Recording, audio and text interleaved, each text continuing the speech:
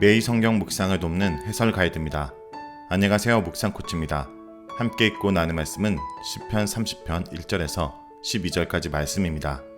시편 30편은 다윗의 시로 시인은 고통과 병에서 자기를 건져주신 하나님께 감사하며 기뻐하고 있습니다. 시인은 형통한 시절에 교만하였으나 고통을 당하여 다시 하나님 앞에 나와 부르짖습니다. 시인을 사랑하시는 하나님의 응답으로 그는 다시 기쁨을 되찾게 되었습니다. 감사의 하답으로 시인은 주의 성도를 초대하여 하나님이 행하신 일을 선포하고 함께 찬양을 드립니다. 1절에서 3절 읽겠습니다. 여호와여, 내가 주를 높일 것은 주께서 나를 끌어내사 내 원수로 하여금 나로 말미암아 기뻐하지 못하게 하심이니이다. 여호와여, 내 하나님이여, 내가 주께 부르짖으며 나를 고치셨나이다. 여호와여, 주께서 내 영혼을 스올에서 끌어내어 나를 살리사 무덤으로 내려가지 아니하게 하셨나이다. 1절에서 3절은 주께 감사하는 이유에 대해서 말하고 있습니다. 시인은 하나님께 감사의 찬양을 드리므로 시를 시작하고 또한 시를 맺습니다. 그의 감사의 내용에는 자신이 경험한 고난의 때와 그가 하나님께 도움을 구한 때가 묘사되어 있습니다. 그는 병에 걸렸고 죽음 위기에 있었으나 지금은 회복되었습니다. 시인은 하나님을 높이며 감사와 찬양을 드리는 세 가지 이유를 밝힙니다. 첫째, 하나님은 시인을 죽음에서 끌어내심으로써 시인의 원수들에게 기뻐할 기회를 주지 않으셨습니다. 둘째, 하나님은 시인의 병을 치료하심으로써 그의 기도에 응답하셨습니다. 셋째, 하나님은 죽음 문턱에서 시인을 살리셨습니다. 이 세 가지 이유 속에는 시인과 원수의 관계, 그리고 시인과 하나님의 관계가 나타납니다. 시인은 하나님과 친밀한 관계를 유지하고 있습니다. 시인은 그가 아파 죽음에 이르렀을 때 하나님께 기도하였고, 그런 시인의 기도에 하나님은 치료와 생명을 공급하심으로써 응답하였습니다. 하나님이 시인을 끌어내신 사건은 그를 죽음에서 끌어올려 살리심으로써 무덤에 내려가지 않게 하신 하나님의 구원의 행동을 가리킵니다. 하나님의 구원의 행위는 그분이 죽음의 병을 치료하고 죽음을 생명으로 바꾸시는 능력자이심을 밝히 드러냅니다. 시인은 이런 하나님의 능력과 구원을 믿음으로 하나님께 도움을 구하였고 구원을 얻었고 이제 그 하나님을 높이고 있습니다. 시인과 원수의 관계에서 서로에 대한 마음의 태도와 행동에서 잘 나타납니다. 원수들은 시인이 죽고 멸망할 때는 기뻐했지만 시인의 병이 치료되어 생명을 얻을 때는 그들에게 낙이 없게 됩니다. 시인의 고난과 죽음을 기뻐하며 고대하는 원수들은 악인들입니다. 그러나 의인은 그런 악인들이 병들었을 때 그를 위해 슬퍼하고 금식하고 기도하는 자입니다. 4절에서 5절 읽겠습니다. 주의 성도들아, 여호와를 찬송하며 그의 거룩함을 기억하며 감사하라. 그의 노염은 잠깐이요 그의 은총은 평생이로다. 저녁에는 웃음이 깃들지라도 아침에는 기쁨이 오리로다. 4절에서 5절은 성도들을 주의 찬양에 초대하고 있습니다.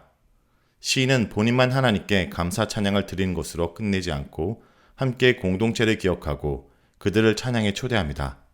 하나님 안에 한 가족이 된 공동체이므로 한 사람의 감사의 이유는 그가 속한 공동체 모두에게 감사의 이유가 됩니다.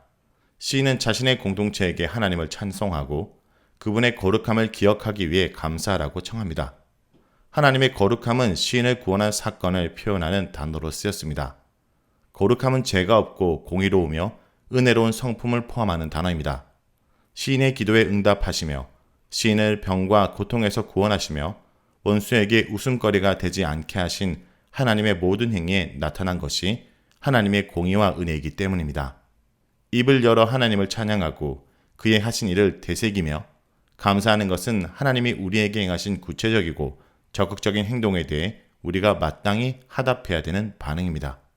이제 5절에서 시인은 그의 공동체에게 하나님께 찬양하고 감사하는 이유를 제시합니다. 시인은 다시 하나님의 성품에서 하나님의 찬양의 이유를 찾습니다. 이번에는 대조적인 성품인 노여움과 은총을 예를 들어 하나님이 어떠한 분이신지 알립니다. 시인은 자신의 경험을 통해 하나님의 노여움은 잠깐이나 그의 은총이 평생에 임할 것을 표명합니다. 하나님의 노여움과 은총은 성도의 울음과 기쁨과 직결됩니다. 하지만 노여움으로 인한 성도의 눈물은 저녁에 머물다가 하나님의 은총으로 인해 아침에는 기쁨을 맞이할 수 있게 됩니다. 하나님은 노하기를 더디하시는 분이지만 노하시는 때라도 긍휼히 여겨 노여움을 오래 지속하지 않으시는 분입니다. 여기서 하나님의 노여움과 은총은 단순히 하나님의 성품만을 의미하지 않고 하나님께서 하신 일과 직접적으로 연결되어 있습니다. 그 내용은 다음 6절에서 12절에 더 자세하게 나옵니다. 6절에서 10절을 읽겠습니다. 내가 형통할 때 말하기를 영원히 흔들리지 아니하리라 하였도다. 여호와여 주의 은혜로 나를 산같이 굳게 세우셨더니 주의 얼굴을 가리시며 내가 근심하였나이다. 여호와여 내가 주께 부르짖고 여호와께 간구하기를 내가 무덤에 내려갈 때 나의 피가 무슨 유익이 있으리요. 진토가 어떻게 주를 찬송하며 주의 진리를 선포하리이까. 여호와여 들으시고 내게 은혜를 베푸소서. 여호와여 나를 돕는 자가 되소서 하였나이다. 6절에서 7절은 시인의 형통의 때와 고통의 때를 말합니다. 시인이 앞 5절에서 하나님께 감사 찬양하는 이유로 언급한 내용은 그의 직접적인 경험에서 얻은 교훈이었습니다. 시인은 형통한 때와 고통의 때를 경험했습니다. 형통한 때라는 것은 그의 삶이 평화롭고 고요한 시기라는 뜻입니다. 그런 때에 그는 자신만만하게 나는 영원히 흔들리지 않을 것이라고 선포하였습니다. 흔들리지 않는다라는 표현은 불행이나 악을 겪지 않을 것이라는 뜻으로서 자신의 형통한 때가 지속될 것이라는 의미입니다.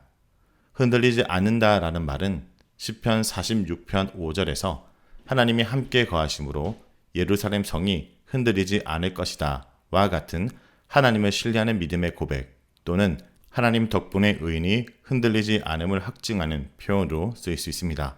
그러나 여기서는 시편 10편 4절에서 6절에 악인의 입에서 나오는 말과 동일하게 하나님을 고려하지 않는 시인의 교만한 발언입니다. 시인의 흔들림이 영원히 없을 것이라는 표현은 대대로 해악을 당하지 않을 것이라는 악인의 말에서와 마찬가지로 자만심이 드러나 있습니다. 시인이 형통할 수 있었던 이유는 무엇일까요? 그것은 바로 하나님의 은혜였습니다. 시인은 자신이 산같이 흔들림 없이 굳게 설 수 있었던 것이 전적으로 하나님의 은혜임을 알고 있었습니다. 그러나 이 사실을 간과하거나 잊고서 자기 자신을 삶의 중심으로 두었던 것입니다. 하나님은 그런 시인을 그냥 내버려 두지 않으시고 그에게 노하셨습니다. 그에게 근심과 고통을 주셨습니다.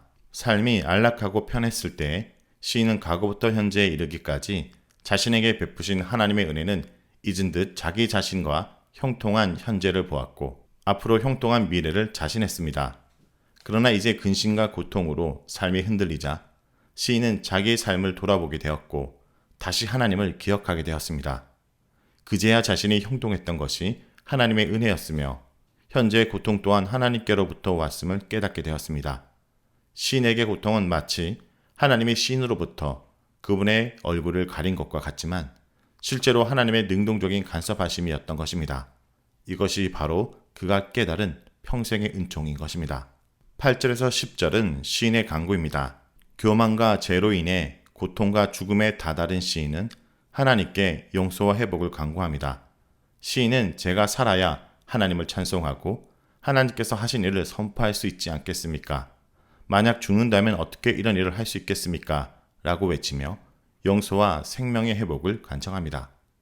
또한 하나님이 자기의 기도를 들으시고 은혜를 베풀어 그의 도움이 되어달라고 요청합니다. 시인은 하나님이 어떠한 분이신지 아주 잘 알고 있습니다. 하나님이 그를 용서하고 구원할 능력과 긍휼을 가지신 분임을 잘 알고 있었습니다. 다음은 11절에서 12절입니다. 주께서 나의 슬픔이 변하여 내게 춤이 되게 하시며 나의 베옷을 벗기고 기쁨으로 띠띠우셨나이다.